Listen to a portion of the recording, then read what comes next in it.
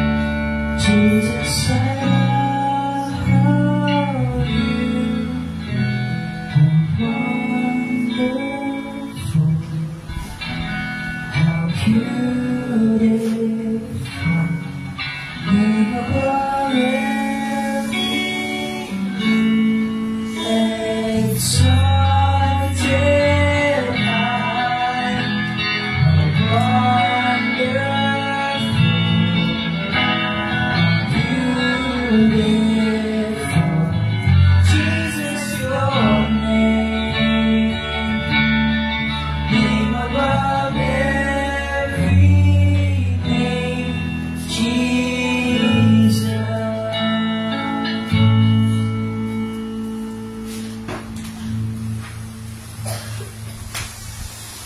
Magsilay po tayo lahat sa pangalan ng Ama at Anak at ng Espiritu Santo.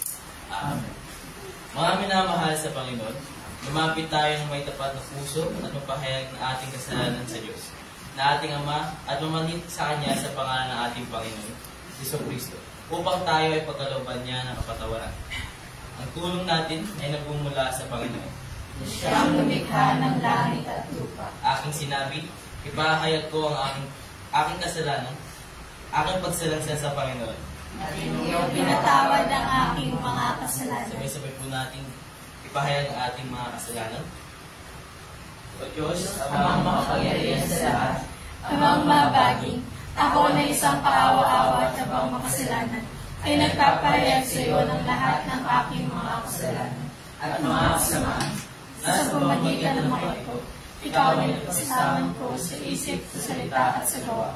At ako'y karapat-dapat na sa kaparusahan mo sa panahon ito, at sa kaparusahan wala man ito. Ngunit buong puso akong lumalapit at nagsisisi dahil sa mga ito, at tumadalangin ako sa iyo dahil sa walang hanggang kahabagan.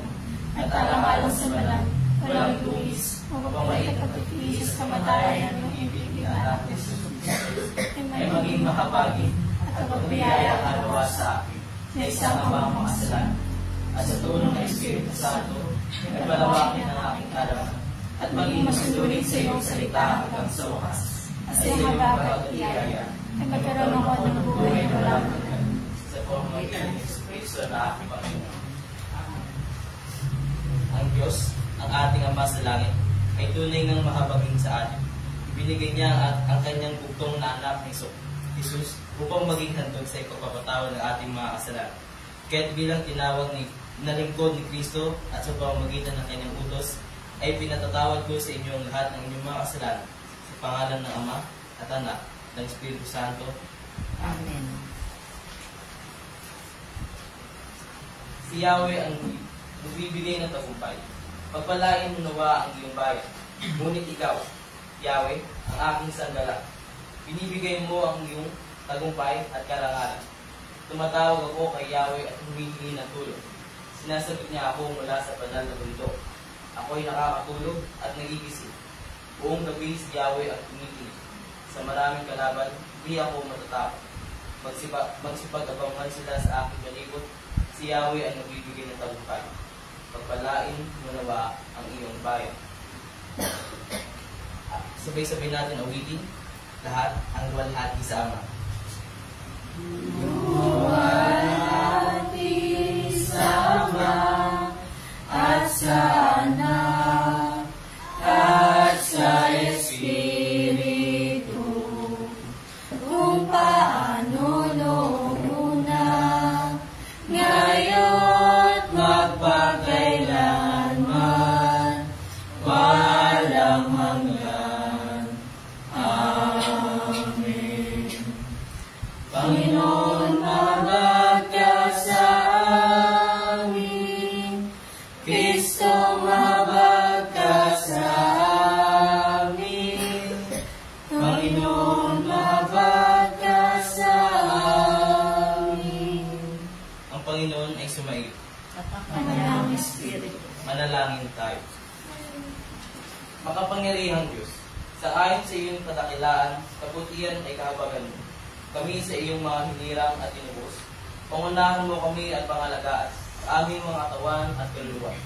Sa pamamagitan ng Jesucristo, iyong anak, aming Panginoon, na nabubuhay at naghahari kasama mo at ng Espiritu. Iisang Diyos, ngayon at magpakailanman. Amen. Magsipo po tayong lahat para sa pagbasa ng salita ng Diyos.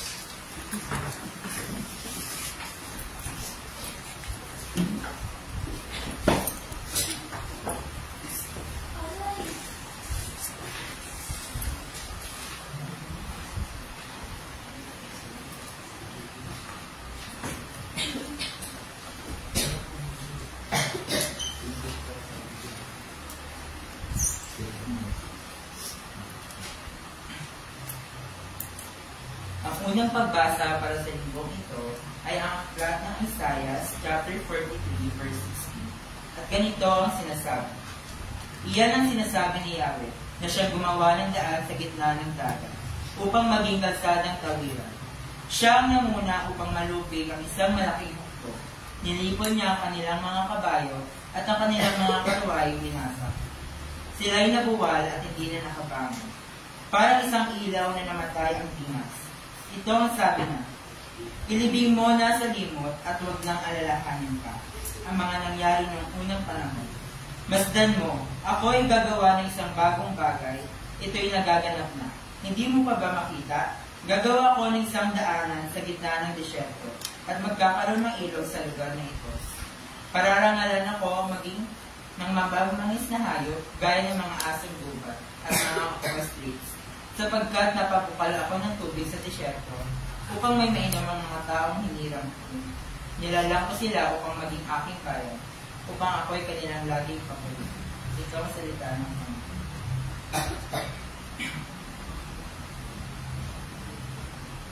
Ang ikalawang pagbasa naman ay ang sulat ni Pablo sa mga taga-Pilipos, chapter 3, verse 4. At ganito ang sinasabi.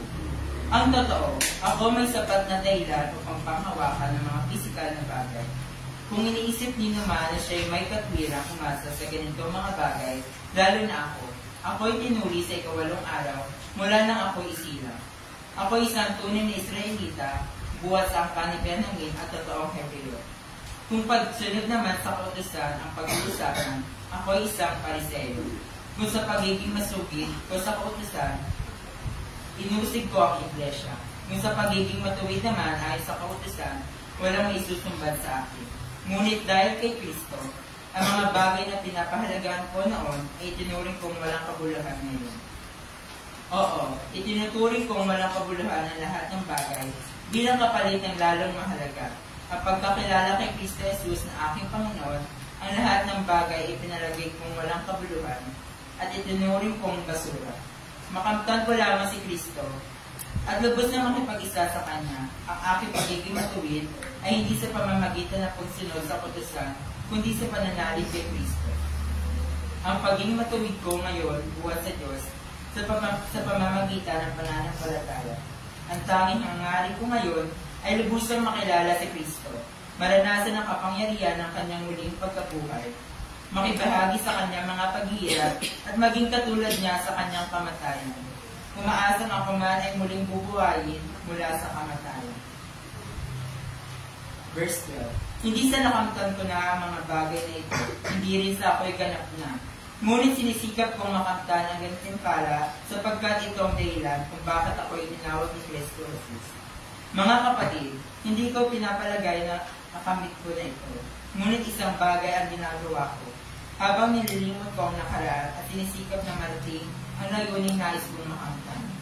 Nagpupunyagi ako patungo sa hangganan upang makamtan ang gantimpala na pagkatawag sa akin ni Diyos.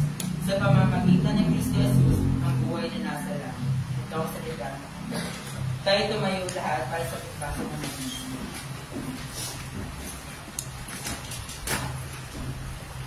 Ang magandang balita ayon kay Lucas, chapter 20, verse 9. At ganito ang sinasabi. Ang talinghaga ng ubasan at sa mga magsasaka. Pagkatapos, isinalaysay ni Jesus sa mga taong talinghaga ito. May isang taong nagtanim ng ubas sa kanyang bukid. Pinaupahan niya iyon sa mga magsasaka at siya'y ng ibang bayan sa loob ng mahabang panahon. Nang dumating ang panahon ng pitasan ng ubas, pinapunta niya sa mga magsasaka ang isa niyang alipin upang kunin ang kanyang bahagi. Ngunit binugbog ng mga magsasaka ang alipin at pinauwing walang dala. Nagsubo siyang muli ng isa pang alipin at ito rin ay binugbog. Hinamak at pinauwing walang dala. Nagsubo pa siya ng ikatlo, subalit sinugatan din ito at ipinagtabulan. Napag-isip-isip ng may-ari ng ubasan, ano kaya ang mabuti kong gawin? Mabuti pa'y paputayin ko ang minamahal kong anak, tiyak na siya igagalang niya. Ngunit nang makita ng mga magsasaka ang anak, nag-usap-usap sila at sinabi, ito ang tagapagmana. Patayin natin siya at ang mapasa atin ang kanyang mamanahan. inihagis nila sa labas ng ugasan at pinatay. Ano kaya ang gagawin sa kanila ng may-ari ng ugasan? Tanong ni Jesus. Pupunta siya roon at papatayin ng mga magsasaka at ipapaupan niya sa iba ang mga ugasan. Pagkarinig nito, sinabi ng mga tao, huwag nawa itong mangyari. Tinignan sila ni Jesus at tinanong, kung gayon, anong kaulugan na susulat na ito? Ang batong itinakwil ng mga tagapagtayo ng bahay ang siyang naging batong panulukan. Ang bumagsak sa batong ito ay magkakatulog-tulog at ang mapaksakan nito ay magkakaluray-luray. Tinangka ng mga tagapagturo ng utusan at ng mga punong pari ng nakpin si Jesus sa oras din niya, sapagkat nahalata nilang silang tinutukoy niya sa talinghata. Ngunit natakot sila sa mga tao, kaya naghintay sila ng magandang pagkakataon. Sinuhulan nila ilang katao upang magtunwaring tapat na maghanap ng katotohanan. Ginawa nila ito upang sinuhin si Jesus sa kanyang pananalita. Hanggang sa gayon ay mapasilalim siya sa karapatan at kapangyarihan ng gobyerno. Ito ang magandang salita. Manatili po tayo nakatayo at sabay-sabay natin ipayag ang pananampalataya ang Shelter Kapay na walo, sabay-sabay po tayo. Asang pagkaya po, Diyos ng Diyos, Ama mo ang panalilin sa lahat, ang nilikha ng langit at lupa. Ang bagay na nakikita at hindi nakikita, at isa ang Panginoong Kristo, tugtong na anak ng Diyos, mula sa Ama una sa lahat ng panahon. Diyos buhat sa Diyos, liwanag buhat sa liwanag, tunay na Diyos buhat sa tunay na Diyos, pinanganak at hindi nilikha, isang sangkap ng Ama, na sa pamagitan niya ay nilikha ang lahat ng bagay, na dahil sa aking mga tao at sa aking kalikasan ay bumaba mula sa langit, at nagkatawang tao sa pamamagitan ng Espiritu Santo kay Birheng Maria, at naging tao, nagpakasakit dahil sa atin sa panahon ni Poncio Pilato, ipinako sa krus ng matay at nilibig, na ikatlong araw ng buhay ng Isak ayon sa kasulatan, umakyat sa langit at nakatuklok sa kanan ng Ama, at siya ay babalik ng muli ng kalagayan, upang umana ng mga buhay at mga patay, at ang kaharian niya ay walang hanggan. At sumasampalataya ako sa Espiritu Santo, ang Panginoon at ipagpirin ko na nagmumula sa Ama at sa Ama, na sinasamba at iluluhati kasama ng mga ato, nagsalita sa pamamagitan ng mga propeta, at sumasampalataya ako sa isang banal, Kristiyano at Apostolikang Iglesia. Naniniwala ako sa isang binyag, sa ikapagpapatawad ng mga kasalanan, at umaasa ako sa pagkabuhay ng muli ng mga patay, at sa buhay ng panahon darating. Amen. Alati mo po, and we will sing our sermon hymn. Ito sa ating printed material is a new song for us, titled na Name for Worship. Sorry, yan.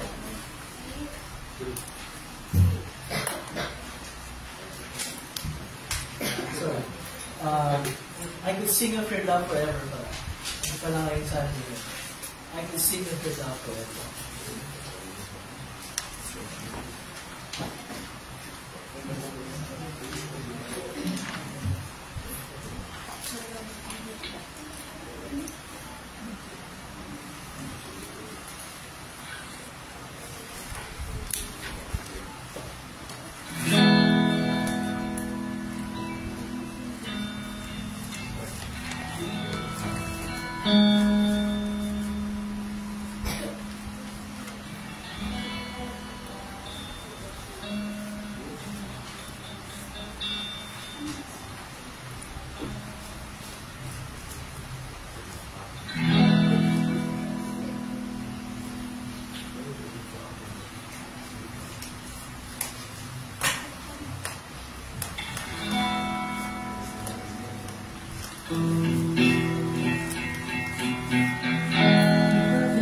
And the sea, joyful words your love for me, and I will open up my heart and let the healer set me free. I'm happy to be with you. Take me like my hands, for I will always sing when you're looking down. I can sing of your love forever. I can sing of your love forever. I can sing of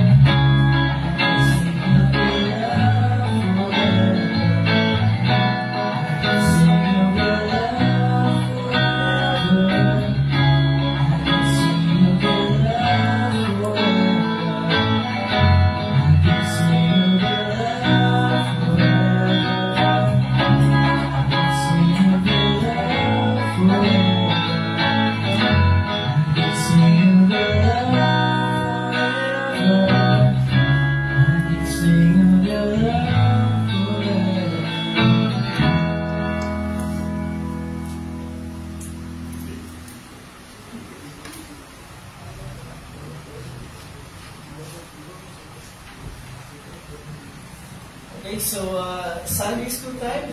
Yung ating mga kids together with teacher Marian and si teacher Bess. And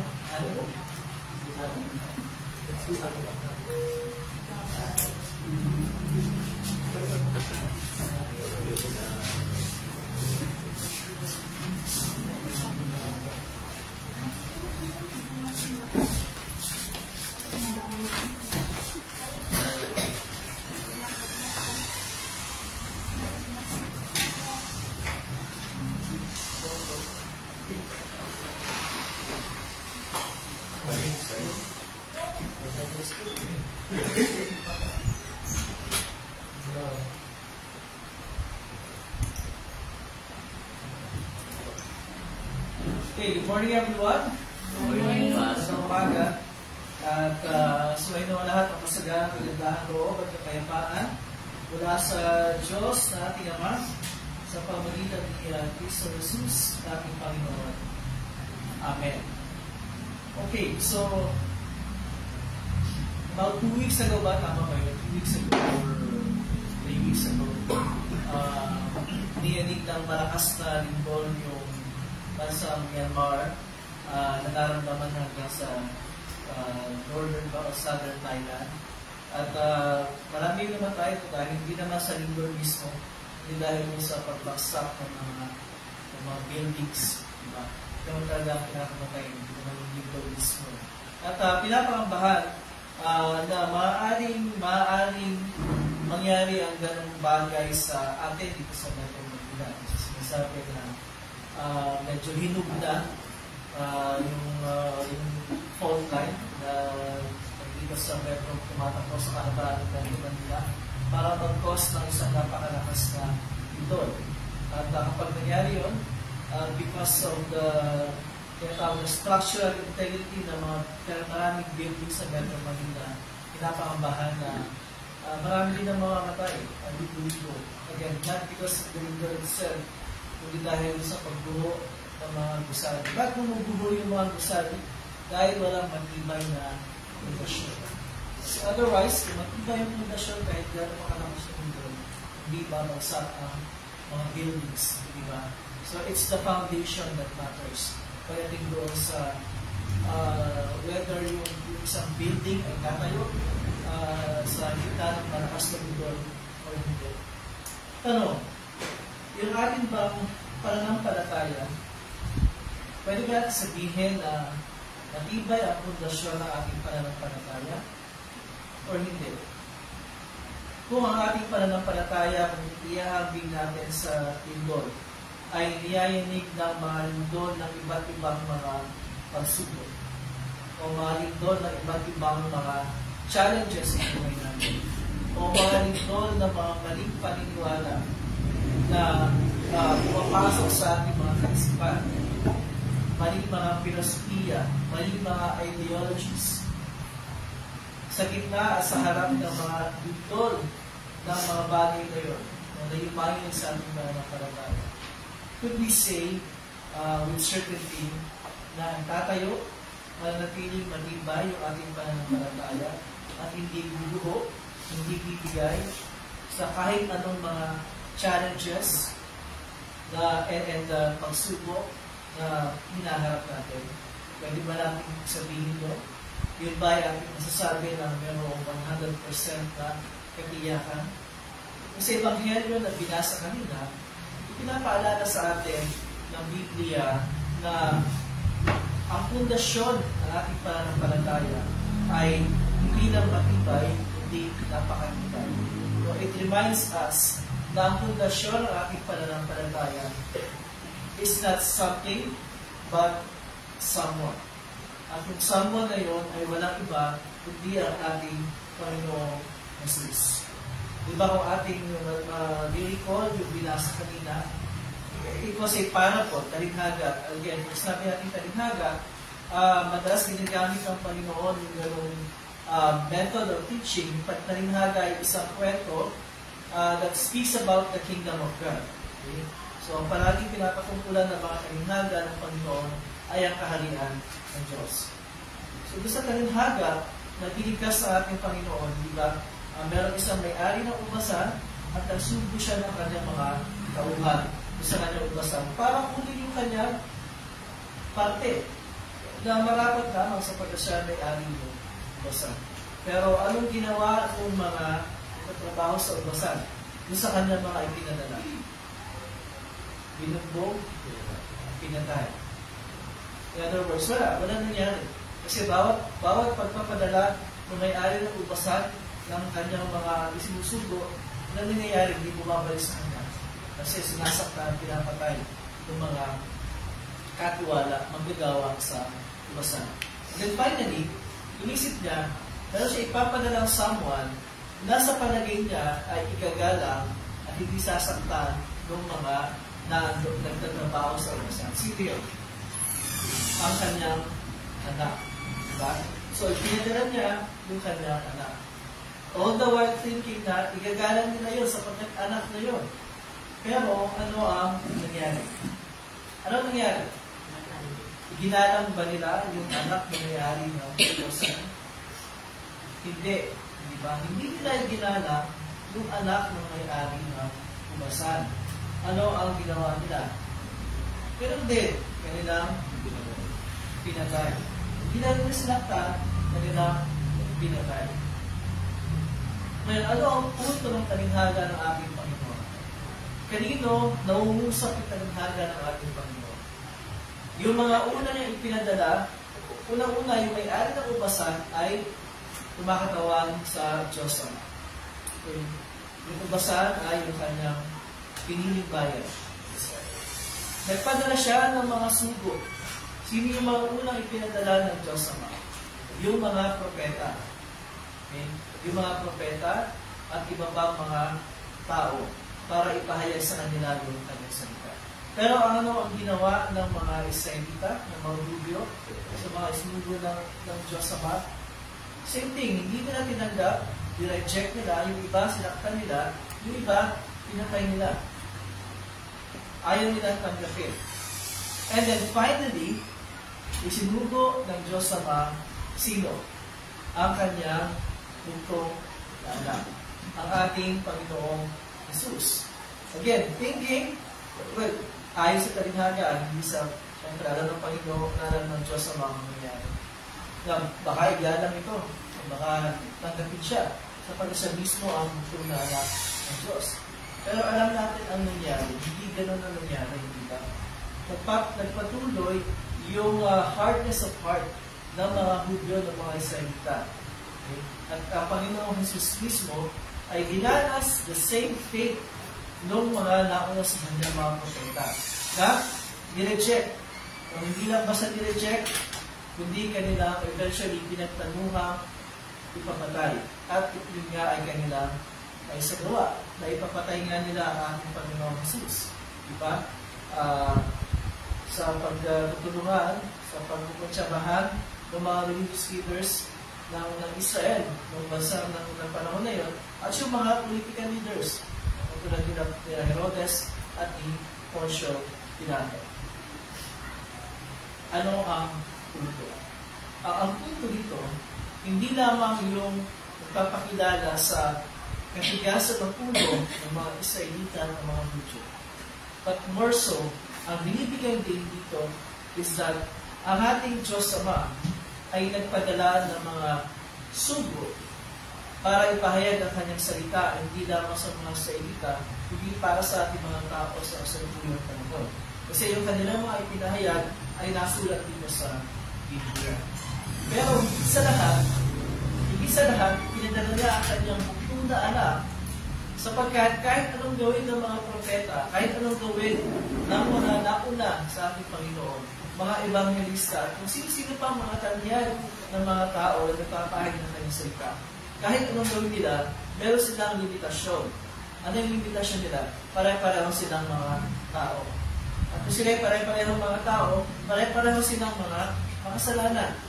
At kung sila pare-pareho mga makasalanan, pare-pareho din silang ahantong sa kapahamakan. Yun nga lamang, sapagkat sila'y naniwala, nananampalataya sa pangako na tagapagligtas. ang kanilang mga kasalanan ay pinatawad na. Kaya buong puso nila ibigay ang kanilang buhay sa paglilingkod sa Diyos, especially sa pagpapahayag ng pangako o sa pagdating ng tagapagligtas na kanila mismo pinananampalatayan. Ngayon, alam natin na nangyari, ang ating Panginoon ay namatay. Ito ang ating guhitain 2 weeks from now, sa panahon ng Semana Santa o ng Holy Week, ang pagbulusat at kamatayan ng ating Panginoong Jesus. Pero bakit mahalaga na ang pinadala ng Diyos Ama ay ang mismong bugtong na anak? Bakit hindi na lang pwede na isa doon sa mga propeta ang maging tagapagligtas natin? Bakit hindi na lang pwede na sabihin natin si Haring David, ang isa sa pinakadakilang hari sa pinakadakilang hari sa Israel? O kaya si Samson, ang pinakamalakas na tao na nanguna sa mga Israelita? O kaya si Abraham? O kaya si Noe? Bakit hindi na lang isa sa kanila ang isinalaga ng Diyos para maging tagapagligtas natin? Bakit? Dahil again, sila ay mga tao.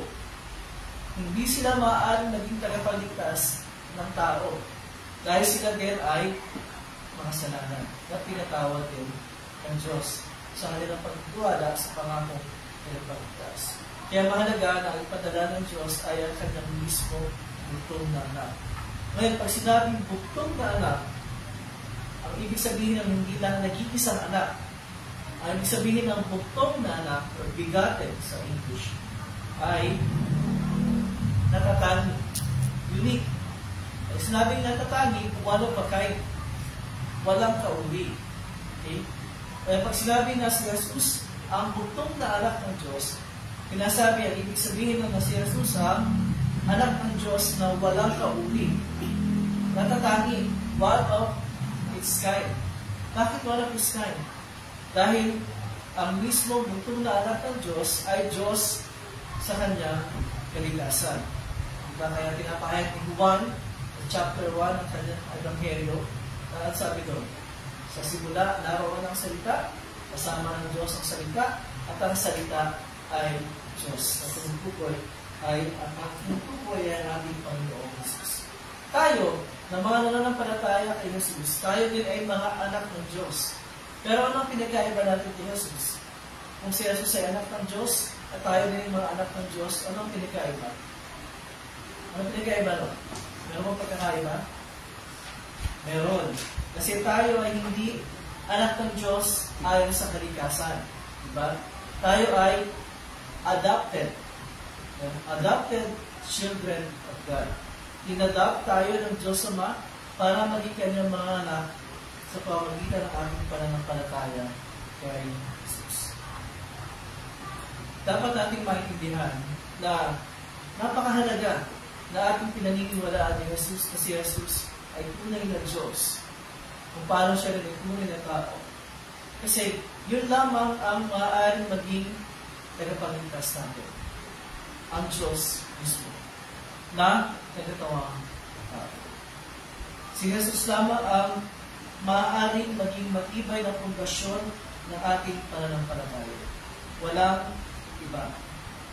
Si Jesus lamang ang magbibigay sa atin ng katiyakan ng ating kinabukasan. Ang buhay na darating para sa atin ay secured dahil ito ay secured na, ginarantiya na ng Jesus. Kaya nga dahil sa ginawa ni Jesus para sa atin, ipinapaalala ni Pablo, isang Pablo sa isa sa kanyang mga liham, sa Filipos chapter 3 verse 20. Ang sabi doon, ang langit ang ating tunay na bayan, doon tayo. Binili ni Jesus sa ating lugar doon upang ang langit ang ating maging tunay na bayan. Hindi ang mundo ito. Again, paulit-ulitan sinasabi, ang mundo ito ay pansamantala lamang. Dumadaan lamang tayo sa mundo ito. Kaya habang hindi naman masama na we enjoy our time here on earth, diba? Walang masama. Enjoy natin yung buhay natin sa mundo. Ipagawin natin yung lahat ng ating magagawa. Abutin yung ating mga gusto abutin sa buhay natin. Pero huwag natin kakalimutan na ito ay lilipas din. Okay? Ang lahat ng ito ay lilipas din. Pang dito lang yan. Pang mundo lang yan. Kaya kailangan natin palaging isipin na meron pang buhay, na meron pang kabilang buhay na naghihintay para sa atin. Nakikita ba natin ang kabilang buhay? Hindi. Pero alam natin na ito'y maganda. Bakit maganda ito? Sapagkat ito'y lugar na kung saan wala ng kasalanan, wala ng kahit anong negatibong bagay, walang paghihirap, walang pagluha, walang gano'n. Puro kasiyahan, puro kagalakan, sapagkat yun ay kaharian ng Diyos mismo. At tayo mamumuhay doon kasama niya sa walang hanggang kagalakan at kaladian. Pero, although tiyak na yung ating lugar doon sa langit, pero sa kasalukuyan ay wala pa tayo doon. Diba? Wala pa tayo doon eh. Dito pa tayo sa lupa, kung saan ang ating paglalakbay ay sinasalubong ng napakarami mga hadlang. Saan yun ang mga problema at mga puso. At isa na rito yung mga alalahanin natin sa buhay. Hindi gusto ng Diyos na wala tayo napagpasaluhang pagkain sa mesa kasama ng ating mga pamilya. Hindi gusto ng Diyos yan. Hindi gusto ng Diyos na wala tayong maayos na tirahan. Hindi gusto ng Diyos na tayo napapagkaitan ng ating mga pangunahing nangangailangan. Hindi gusto ng Diyos ang mga bagay niya. At kung ang mga bagay na nangyayari yun ay bunga ng kasalanan mismo ng mga tao. At again, hindi mali at hindi masama na tayo magsikap para ating mapabuti ang ating kalagayan dito sa lupa. Pero habang pinapabuti natin yung kalagayan dito sa lupa, dapat din natin pagsikapan na labanan ang mga problema at puksong hinaharap natin. Dapat din natin pagsikapan na hindi tayo tangayin ng malakas na agos ng pag-aalala at ng pagkaabala sa mga bagay na panlupa. Sapagkat ang dulo niyan, pag tayo nag-alala at nagpakaabala sa mga bagay na panlupa, ang dulo niyan ay kapahamakan, hindi kaligtasan. Yan ang palagi natin isipin. Kaya sa ating sariling lakas at isipan at karunungan, hindi natin mararating ang hangganan ng paglalakbay ng ating buhay patungo sa langit. Hindi natin kaya yan. Dahil tsak tayo ay lalamunin ng malalaking agaw ng problema at puso. Diyan pumapasok yung kahalagahan ng sabi kanila na matibay ang pundasyon ng ating pananampalataya. Matibay ba ang pundasyon ng ating pananampalataya? Oo. Sapagkat ang pundasyon ng ating pananampalataya ay hindi isang pangkaraniwang tao, hindi sino? Ang mismo anak ng Diyos. Na Diyos mismo ayon sa kanyang kalikasan. Dahil si Jesus, ang pundasyon ng ating pananampalataya, ang pundasyon ng ating buhay at kaligtasan. Makakatiyak tayo na tayo ay magtatagumpay. Mapapagtagumpayan natin ang mga hadlang at mga hamon dating hinaharap. At matagumpay natin mararating ang langit ng ating tunay na bayan. Hindi tayo tutulad doon sa mga kababayan ng Panginoon na we will reject Jesus Christ as our Savior. Hindi natin gagawin yun. Sapagkat binuksan ng Espiritu sa atin ng ating isip at kaya nang itinamim sa ating puso ang pananampalataya kay Jesus bilang ating Panginoon at Pagpapagpas. Kaya habang naglalakbay tayo sa mundo ito, papanatilihin natin nakatuon ang ating pansin doon sa glory, sa kalulatian na naghihintay sa atin sa buhay na nasa namin. Diretso lang ang tingin natin. Diretso. Tingin natin sa ating diretso lang ang tingin. Huwag natin tingnan ang ating mga sarili. Huwag ating mga ginagawa.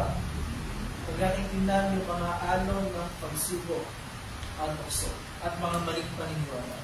Diretso ang tingin. Kanina yung tingin na yun? Kay Jesus.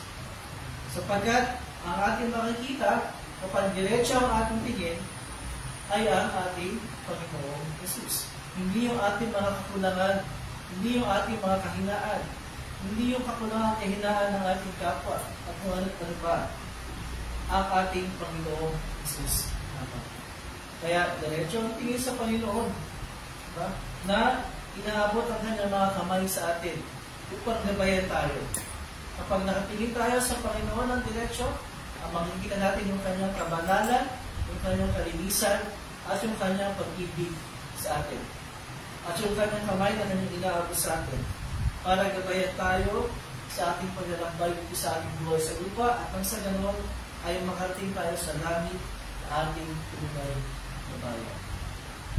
Kaya sa nalalapit nating paggunita ng Holy Week, maybe 2 weeks from now, isa lang naman ang binibigyan ng pansin doon, na meron tayo tagapagligtas na buhay, namatay, at muli ng buhay, para tiyakin ang ating kinabukasan, hindi lamang sa buhay sa mundong ito, hindi sa buhay na darating sa walang hanggan.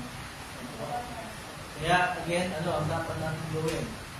Diretso ang tingin kay Jesus. At ang di maliit na katrepaan ng Diyos, siya nagiging sa ating mga punong pag-isip kay Kristo Jesus na ating Panginoon. Amen. Ay lahat ay magpapatuloy na ating pagsamba sa pamagitan ng ating pag-awit ng operatorio. Tayo lahat ay tumayo. Please sa page 15.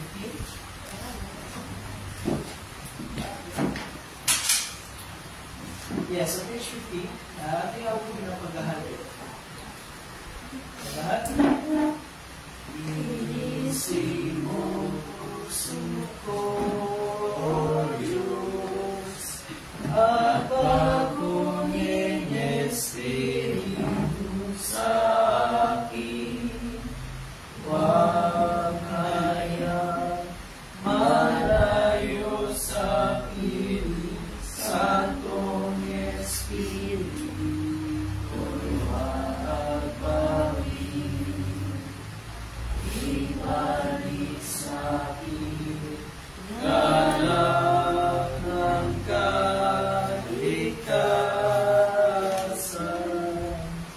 at gabayan mo ako sa tuwina. Amen. Tayo mo po at tayo magkanto sa Panginoon. Service.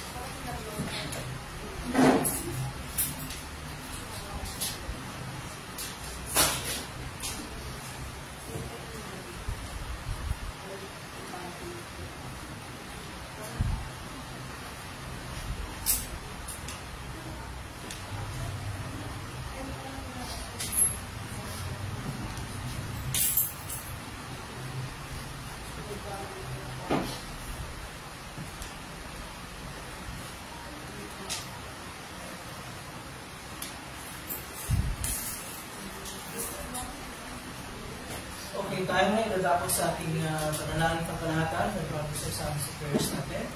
The request.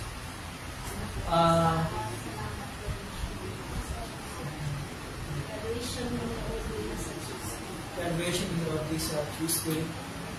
Meron pang ibang mag-graduate ngayon din ay birthday ni Teacher Jane, kaya mamaya ay okay malis.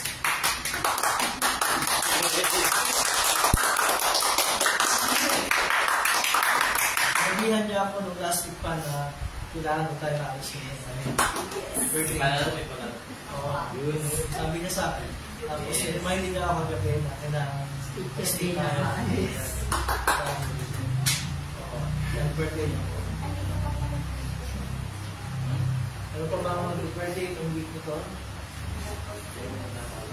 Kailangan sa listahan.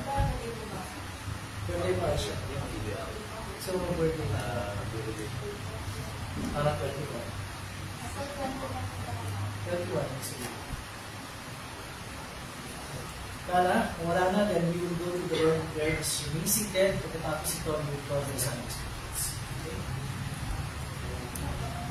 Lahat ay nalangin. Ang maraming Diyos sa mapangyarihan sa lahat. Muli po kami po sa inyo papasalamat sa pagtulong po sa amin ng tanging araw na ito. Maraming salamat po sa maayos na kalusugan, sa sa pagkakataon at sa oras para po kami muling sama-sama matipon, hindi lamang para umawit ng mga papuri, hindi higit sa lahat nagapit ang katiyakan ng kapatawaran sa ating mga kasalanan at katiyakan ng kaligtasan sa pamamagitan ng ginawa na aming Panginoon Jesus para sa amin. Maraming salamat po sa lahat ng mga biyayang na ikalap sa amin sa bawat araw ng ating buhay. Maraming salamat po sa mga pagpapala, sa pag-iingat sa araw-araw, sa pagkain na aming pinagkasalusaluhan, at sa inyong pagkalinga at pagbabay sa amin. Maraming salamat din po. Sa ngayong araw ito ay aming pinag-iliwa ang birthday to Teacher Day. Maraming salamat po sa pagbigay nito sana ng patubay at ng kalakasan. We pray, Lord, na patuloy po siyang bibigyan ng kalakasan at sa sunod ay patuloy po na magamit ang kanyang oras at ang puso. We also pray para sa maraming kapatuloy dito namin kasama ngayon. Hindi po ako dito sa kanila. At sumali nga, at naman sa mga balik ng pagkakawan, hindi dito namin sa kanila kasama. Kasama po aming mga kapatid sa ilang lugar, sa mga kami sa Cavite, at aming kapatid sa Davao sa Pangulo ng Pinasok Bansa. We pray na kayo po ang patuloy na mapatibay, sa Marsa, sa mga pamilya, sa mga hinaharap nilang mga instrument, kayo po ang tumulong sa kanila at magdawit sa panahon ito. We also pray na kayo po ang patuloy na magbibigay na yung kalinga at patubay sa bawat isari sa mga pamilya at sa mga ginagawa sa araw, patubay sa mga estudyante, sa mga pagdawa, sa mga magulang. Maraming salamat po at pinagkalooban nyo ng biyaya ng kakaliluman ng mga estudyante na tatapos. Ito po the Orientation Tuesday. At ito pa mga estudyante. Pray Lord na kayo po kasama sa kanila sa next chapter ng kanilang pag-aaral. Ang lahat ng ito, ito pang bagay na sa aming hiling, hindi namin nasabit. Kaya aming hiling sa pinagpapasalamat alang-alang sa mapait na pagdurusa, kamatayan, at aming pagkabuhay ni Jesus na ipupuntaan na aming Panginoon at Pagligtas, ngayon at pagpakailan na. Amen. Siguro dito sila tapos. But we will continue sa ating pagsamba. Let's all stand. And we'll begin na sa page 16 ang paghahanda sa hapag ng Panginoon sa page 16. Ang Panginoon ay sumayo. Ang kanyang espiritu. Magalak ang inyong mga puso. Magalak sa Panginoon. Magpasalamat tayo sa ating Panginoong Diyos. Malalapat at matuloy na gawin niya. O Panginoon, ang magdalaan. Makapangyarihan, walang hanggang Diyos. Talaga marapat, matuwid, at tuli-tuli, na kami ay dapat magpasalamat sa iyo sa lahat ng panahon at sa lahat ng bagay. Magawa sa krus ay iyong pinagkaloob ang kaligtasan ng pagmulan. Upang mula sa kamatayan ay manumbalik ang buhay at upang daigin naman ang magdadala ng kamatayan sa pamamagitan ng pagkamatay sa krus na sa krus ang aming Panginoon. Kaya kasama ng mga anghel at anghel at ang buong ko ng langit aming pinutuli at inarapila ang malalhati mong pangalan. Laging pinutuli ka at sinasabi, Banal, banal, banal, Diyos na Panginoon na mahamukmuk. Ang langit at ang lupa ay puno ng iyong kalwalhatian.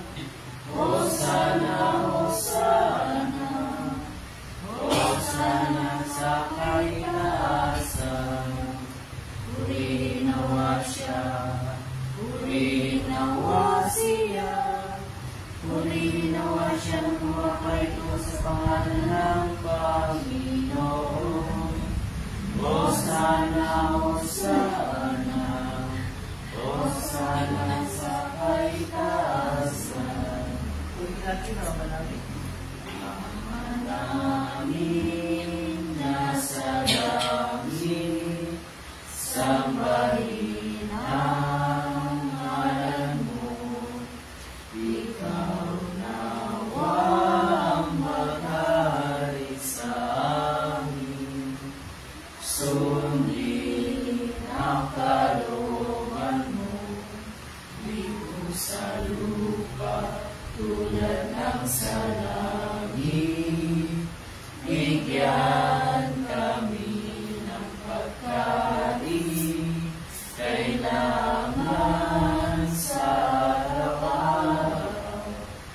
At patawarin mo kami sa mga kasalanan namin, tulad din ang aming pagpapatawad sa mga nagkakasala sa amin. At huwag mo kami ihatid sa tukso, at iligtas mo kami sa masama, pagkat sa'yo ang kaharian at ang kapangyarihan at ang kaluwalhatian magpakailanman.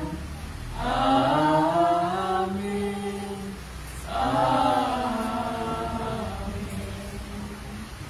Ang ating Panginoong Kristo na bibisip at kalugo, lumukot ng tinapay, at matapos magpasalamat sa Diyos, ikinagkinagtira ko iso, alinagay sa mga dagat na sinasabi. Kunin mo ito at kanin, ito ang aking katawan na binibigay para sa ito. Gawin ito bilang mag-alaala sa akin. Sa ganitong paraan, hinawakan niya ang saro. Pagkatapos mapagatulan at ang magpasalamat siya sa Diyos, ay binigay niya sa kanila na sinasabi, uminom kami lahat ko, sapagkat ito ang buong pan, ang aking dugo na nagpupunos kayo sa marami. Sa ito papatawad ng mga kasalanan. Gawin ko sa iginom kayo nito bilang pag-alaala sa akin. Ang kapayapaan ng Panginoon ay dahil mo sa mga. Amen. O Kristo, ikaw ang Kordero ng Diyos, na nag-alis ng kasalanan ng sanlibutan, mahabag ka sa amin. O Kristo, ikaw ang Kordero ng Diyos, na nag-alis ng kasalanan ng sanlibutan, mahabag ka sa amin. O Kristo, ikaw ang Kordero ng Diyos, na nag-alis ng kasalanan ng sanlibutan, ipagkaloob mo sa amin ang iyong kapayapaan. Amen. Ano po?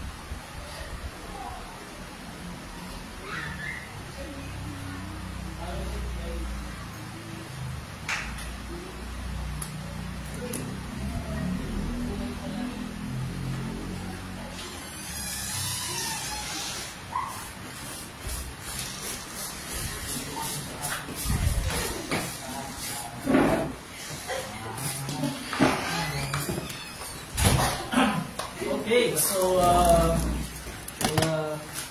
get over to teacher Marian sa ating kids presentation.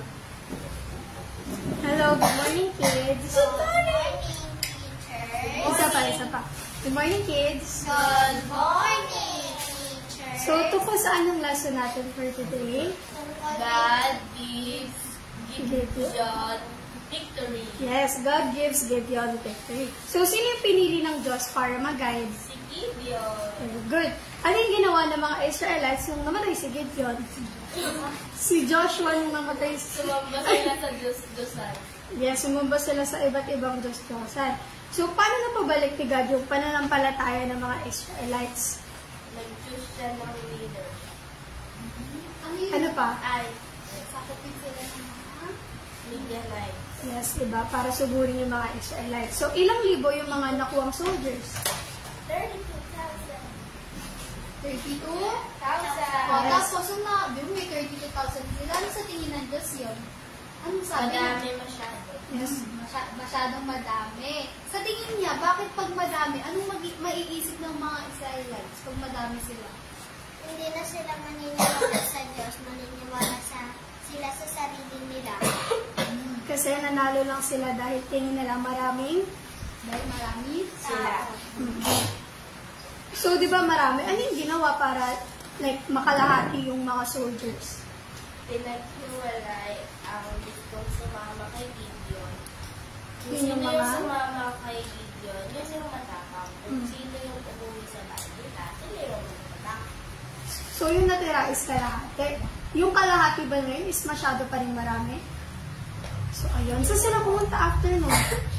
Sa ilog, Anong ginawa nila doon? kung sino daw yung sumasalop ng tubig, Gamit ang kamay. gamit ang kamay nila, sila yung mag-i-stay. Kung sino naman daw yung umiinom na parang kaso, sila daw yung uuwi. Very good. So, sa challenge na yun, ilan yung natira? 300. May natirang 300. Okay na ba yung 300 na yon? Opo. Tapos, pagkatapos sila sa training na magsalak ng tubig, nagpahinga na sila, di ba?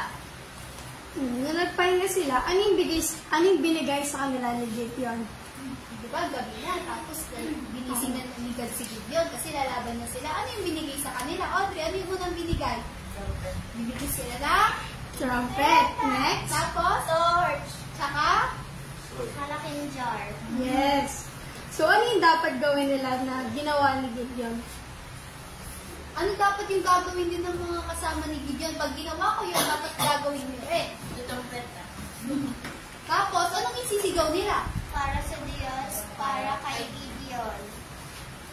Para sa Diyos, para kay Gideon. O, nandun na sila sa malaking area ng mga Midianites. Anong unang ginawa nila nung nakarating na sila sa area ng mga Midianites? Nagpalibot. Nakapalibot na sila. Tapos, si Gideon, tsaka yung kasama niya sa area niya, ano yung unang-unang ginawa na? Nandun na sila. Ano na yung hinipan nila nun, Audrey? Hinipan na nila yung kanila? Kanila? Ano yan? Tapos, sumigaw sila na? Para sa Diyos, para kay Gideon. Tapos, binasag nila yung? Ano yung binasag nila? Yung malaking jar. Pagkabasag nila ng malaking jar, ano yung lumilaw? Yung torch. Yung torch. Tapos, ano yung paul? Kasi anong ginawa ng mga Midianites nung narinig nila yun? Natakot sila. Lumabas sila sa kanilang tent at natakot. Tapos, ano yung paulit-ulit nila sinisigaw? Kaya natataranta na yung mga Midianites. Para sa Diyos, para kay Gideon. Ngayon, nung naririnig ng mga Midianites yun, ano yung ginawa nila? Takot. Ano yung nilabas nila nun? Espada nila. Tapos, Pinatay ang mga tao nila. kapuntahan nila. Pinatay nila yung couple na. So, ano yung natutunan niyo sa kwento? Mag-translate. Kasi tinutupad ni God yung Pangako niya. hanggat sumusunod kay God, mali? Hanggat sumusunod kay God, ano nangyari? Sumunod sila sa lahat ng utos ng Diyos sa kanila. Ano nangyari sa kanila? Naligtas? Sila laban sa mga Midianite. Midianites. Okay, memory verse. Unang Korinto, chapter 1, 2, 3, go.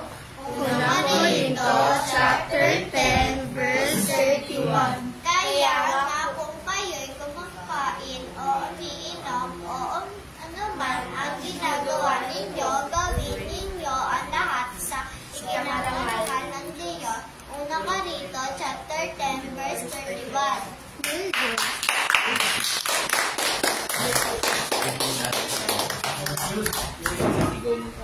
Okay, so ngayon, tayo ay dako sa ating pagtanggap ng kanyang tuloy na katawan ko ang ating datay talak sa ipagpapatawan ng ating mga kasalanan. So, confirm, doing numbers ay dahil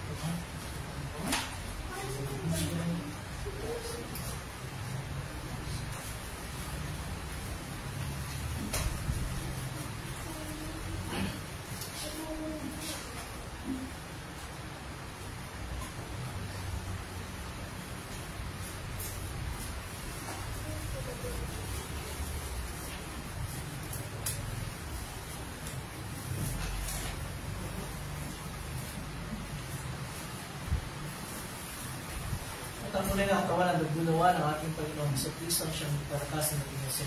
Kasi tayo panampalataya kung sa buhay na walang hanggan, lumawag kang may kakayapaan, galak lang sa puso. Amen.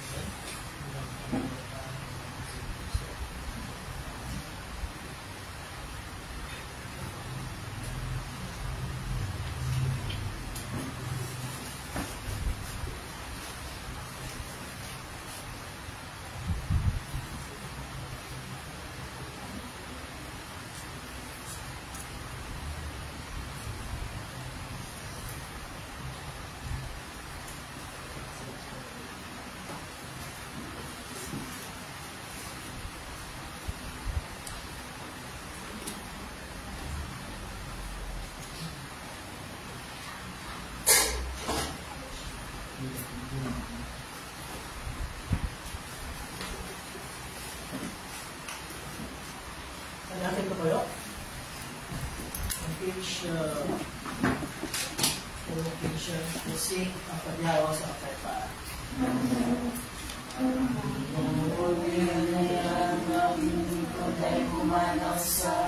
Kapayapaan ayon sa iyong pangako, sapagkat nakita ng aking mga tangiyong pagliligtas na inihanda mo para sa lahat ng mga bansa. Liwanag itong tatanglaw sa mga hentil at magbibigay karangalan sa iyong bayang Israel.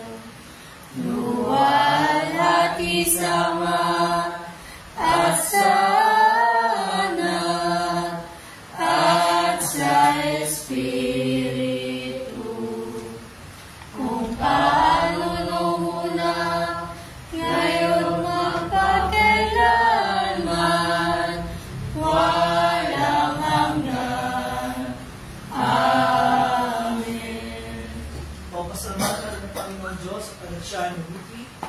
Pagpapalibigay ko walang hanggan at mananatili. Isasalamatan ka namin, Diyos, sa mga pangyarihan sa lahat, sapagkat naginawa mo kami sa pamamagitan ng sakramento ito. Idinadalangin namin sa pamamagitan ng dialog dito, ay palaksin mo ang aming panampalataya sa iyo, at paningasin mo ang aming pagtibig sa isa't isa. Alang-alang kayo sa Kristo ang aming Panginoon. Na nabubuhay, nagahari na sama mo at ang Espiritu Santo, iisang Diyos ngayon at magpakailanman. Amen. Ang Panginoon ay sumayo. Ang kanyang Espiritu. Purihin natin ang Panginoon. Salamat tayo sa Diyos. Yung kanyang pagpapala ng Panginoon. Pagpalain ka nawa ng Panginoon, ingatan, paliwanagin nawa ng Panginoon ang kanyang mukha sa iyo at mga pagso. Inigap nawa ng Panginoon ang kanyang mukha sa iyo at bigyan ka ng kapayapaan. Amen. Amen. Amen. At natin mo po, we will sing our closing hymn. We will sing ito sa ating created the dear Our God. We will sing Our God. Medyo bago para sa atin. Pero luma na ito. Ito,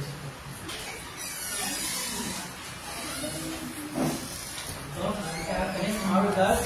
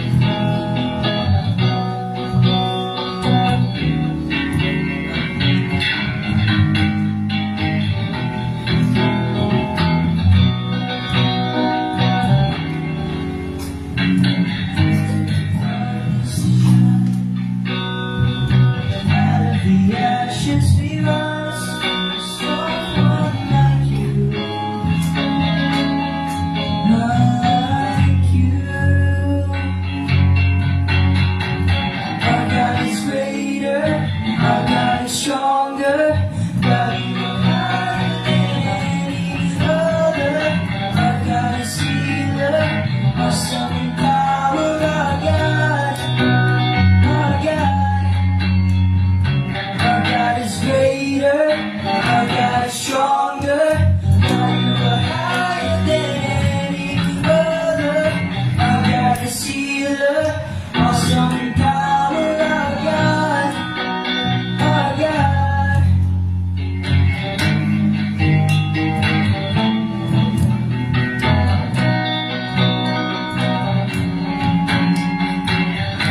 if our God is for us,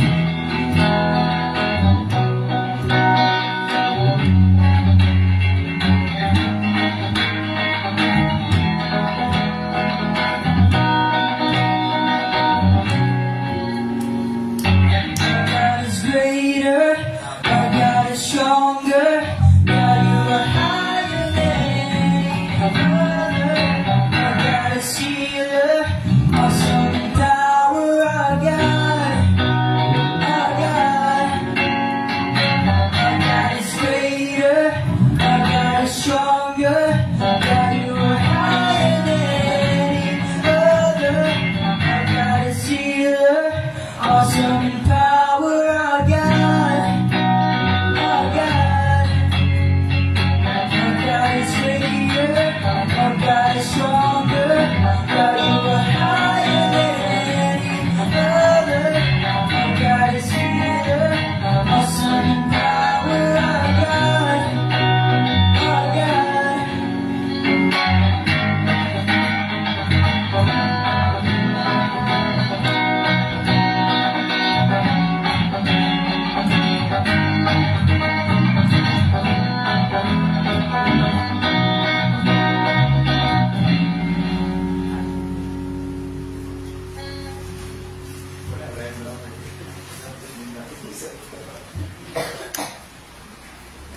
Alright, good morning everyone. And welcome sa lahat na may bahagi sa ating pagsamba ngayong umagang ito. And we would like to recognize yung mga kasama natin online. And they are Teacher Ayat po. Teacher Ayat, Si Ate Arlene. Ate Arlene, Si Mama po. si Lola Jo, Si Ate Cristal. Ate Cristal, And si Ibnea po. and Lydia. Thank you everyone for joining our worship. Yung mga kasama natin online. Hopefully, you will continue to join us sa mga galing ng Basamba. Announcement, of course, mamaya yung ating usual na mga meetings sa Sunday school. And, of course, meron birthday celebrator yung araw na ito. Ngayong araw mismo. And as a reason why hindi tayo uwi lahat. Mamaya, because there's a celebration. Teacher Jane, ang birthday ko ngayon. So, we'll sing a happy birthday song. Para na kayo, mga gusto nyo.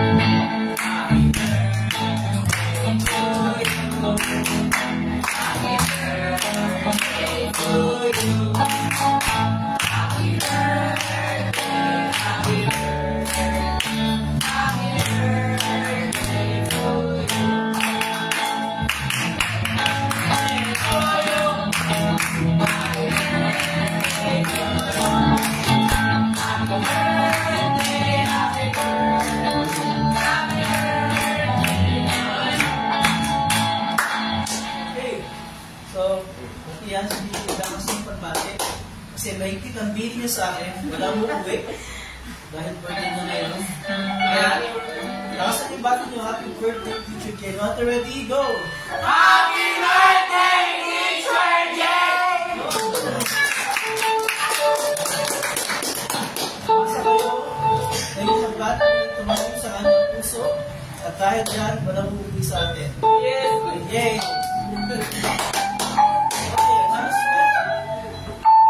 Our next Sunday is Palm Sunday.